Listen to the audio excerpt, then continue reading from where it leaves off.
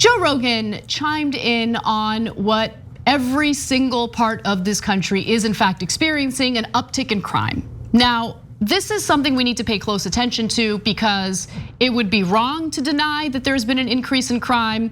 And the reason why we need to pay attention to it is because if we don't, we're gonna get basically swung in a right-wing direction with talking points like this.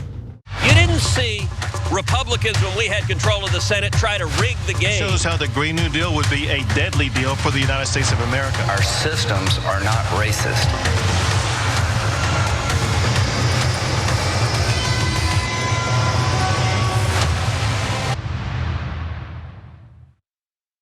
That's right. It's time to debunk a talking point that was uttered by Joe Rogan during a recent episode of his podcast. He thinks that what Black Lives Matter was protesting about has led to terrible results. Take a listen. Well, and cops don't do anything if someone jumps into someone's backyard, they don't arrest them. Like you have to do like $900 worth of theft before they'll even arrest you. Really? And if they do arrest you, they just put you right back on the street. And has it always been that way, or is this after the defunding? After the defunding. Yeah. Well, that's the defunding of the police in Austin's been a disaster too. And New York's been a disaster. It's terrible everywhere. It's a terrible idea.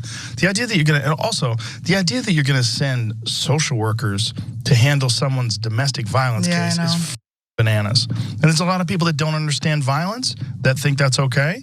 And and they have this like utopian idea of like, we don't need the police, man. When we're talking about defunding the police, we're talking about defunding the police. That's what we mean. And then guess what, face? When there's crazy gang lords roaming the streets, controlling everything, like certain parts of New York, and then people get murdered. And you made it sound really cool. These gang lords, they're wearing their pimp jackets.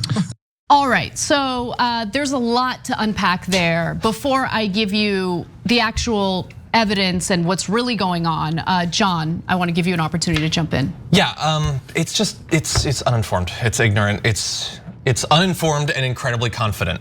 You smack those two things together and you've got the commentary. Well, here's the thing. It couldn't have, the issues cannot have been because of defunding the police, because it didn't happen. It didn't. It's in the same way that the recent spike in crime isn't because so many Americans are worshiping Great Cthulhu right now. It can't be because of that, because they don't. I've tried to get them on board, they're not fans. You can't just come up with some random thing that isn't being done and then try to lay the blame on that. And solely lay the blame on it. Is it possible maybe that there's more crime because millions and millions of people lost their jobs and have been left behind by their government, left to fend for themselves? And that's at the tail end of multiple decades of wages never increasing. People have been decimated economically by what's been going on. No, it's probably just that the police aren't doing anything. Suddenly people are like, well, I wasn't going to be a criminal. In fact, I have this great job, I'm doing fine, but I think I'm gonna break into someone's house because the cops are wussies now. That's why I'm gonna do it. That's just nonsense, absolute nonsense. And to propose that, they want to send social workers to take out like suicide bombers and stuff like that. No, they're talking about sending them in cases where people have mental health problems, and that is the best solution to the problem. I'm sorry if I don't understand violence enough, but I do understand one kind of violence, and that is what happens when you send a cop to deal with someone who's having a simple mental health problem. And very often the cop ends up shooting the person. That happens over and over and over again. That's a simple enough kind of violence that anyone can understand it, I guess. All right, well, I mean, John said everything that needed to be said. No, there's lots more. Jump into it. That was great, and so I'll provide and reinforce. I'll provide evidence to reinforce what you're saying, because what you're saying isn't just opinion. There's a lot of data to back that up. Now, again, no one is excusing the violence. No one's excusing the fact that there has been an uptick in crime. It's something that needs to be dealt with, and I think that the Democratic Party certainly has not been bold enough in offering solutions to it and offering an alternative to the tough on crime laws that were passed in the 1990s, which of course imprisoned all sorts of nonviolent offenders, ruining their lives, depriving children of their parents. I mean, obviously that tactic did not work. Those policies did not work. So what is the solution? What's the alternative? I think that's the discussion we need to be having. But just to counter what Joe Rogan was saying in that episode of his podcast, let's take a look at what's really happening with police budgets, because I think that it's this common misconception that police budgets have been cut all across the board. We have defunded the police, except that's actually not the case. So let's actually start off with someone, a person of authority, because she works closely with police departments. Laura Cooper, executive director of the Major Cities Chiefs Association, which represents police executives in the United States and Canada, says that the defund the police movement, quote, has not been pervasive, end quote, across the membership cities. And she noted, in a lot of places, they've actually increased police budgets. Cooper added, their data shows violent crime has increased even in the first quarter of 2021, regardless of whether cities increased or decreased their police budgets. Now let's get to specific numbers, right? Because when you look at various cities, you'll notice that what Cooper is saying there is absolutely true. Let's start with Austin, where I believe Joe Rogan relocated to. I think that's where he's living now.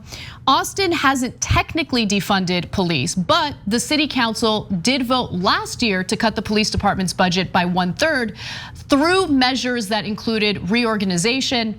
Now, New York City cut around $1 billion, or 1/6 of their police department's budget, right?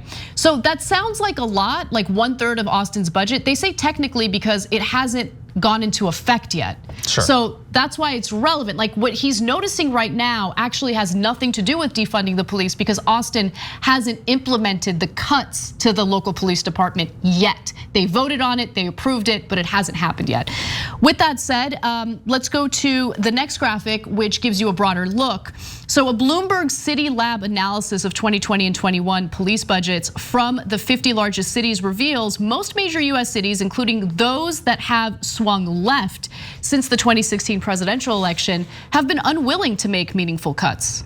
In fact, let's look at some of these big cities. More than half of cities where Democrats gained shares, maintained, or even increased their police budgets. Out of 42 major cities where Democrats gained share, 24 increased police spending for fiscal year 2021, while 18 of them made cuts. But the cuts are honestly negligible when you look at the bigger picture, right? So even as the 50 largest US cities reduced their 2021 police budgets by 5.2%, in aggregate, often as part of broader pandemic cost-cutting initiatives, law enforcement spending as a share of general expenditures actually rose slightly to 13.7% from 13.6%. Yeah, which look, you'd have to look at individual cities or individual states to figure out, but if their relative share is increasing after their budget is decreased even by a little bit, that means that other areas of local and state government, city government are being decreased even more. So those pointless, worthless social workers, they're likely to be experiencing cuts too. All of that across many different areas is gonna have a big effect on people's lives. It's gonna lead to more desperation, people not getting the services that they need. All of that is likely, potentially, to contribute to crime. And so let's discuss what the possible causes of crime could be, since it's not really cuts in police budgets, right? Now look, you might argue that the protests led to depleted morale, and so police they're not feeling motivated to do their jobs, but that sounds like a problem with their behavior and performance on the job, not really policy or anything that we have control over. But there are other very significant reasons. We've seen an uptick in violence, particularly gun violence, which we've talked about on the show before. Look at the numbers, look at the amount of guns that were sold during the pandemic. So FBI data suggests nearly 40 million guns were sold last year, a 40% increase from 2019. New data from Northwestern University and the Harvard Injury Control Research Center found roughly 20% of those who bought guns last year were actually first-time gun owners. The research also found 39% of American households now own guns, and that's up from 32% 5 years earlier. There's of course economic anxiety tied to the coronavirus pandemic. There's also the fact, I think this is actually an issue that's talked about, that isn't talked about enough, and it has to do with places where people would gather, right? Places where people would go and spend their time with others, which kept them out of any type of crime, any type of sketchy stuff. The pandemic weakened community institutions that experts say typically deter crime.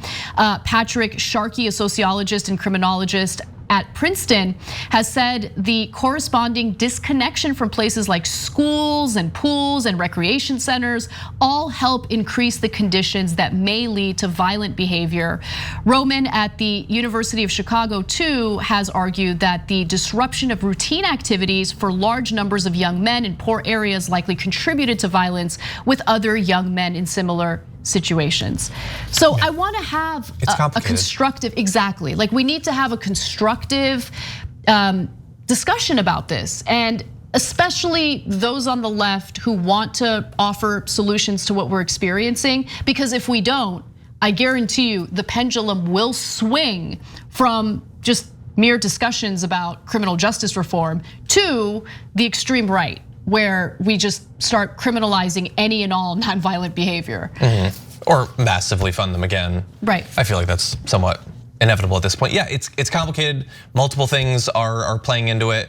It's not super simple to turn into a tiny little soundbite, on a podcast or whatever, but it's reality. It has that advantage for it. Thanks for watching The Young Turks. Really appreciate it. Another way to show support is through YouTube memberships. You'll get to interact with us more. There's live chat emojis, badges. You've got emojis of me, Anna, John, JR. So those are super fun. But you also get playback of our exclusive member-only shows and specials right after they air. So all of that, all you gotta do is click that join button right underneath the video. Thank you.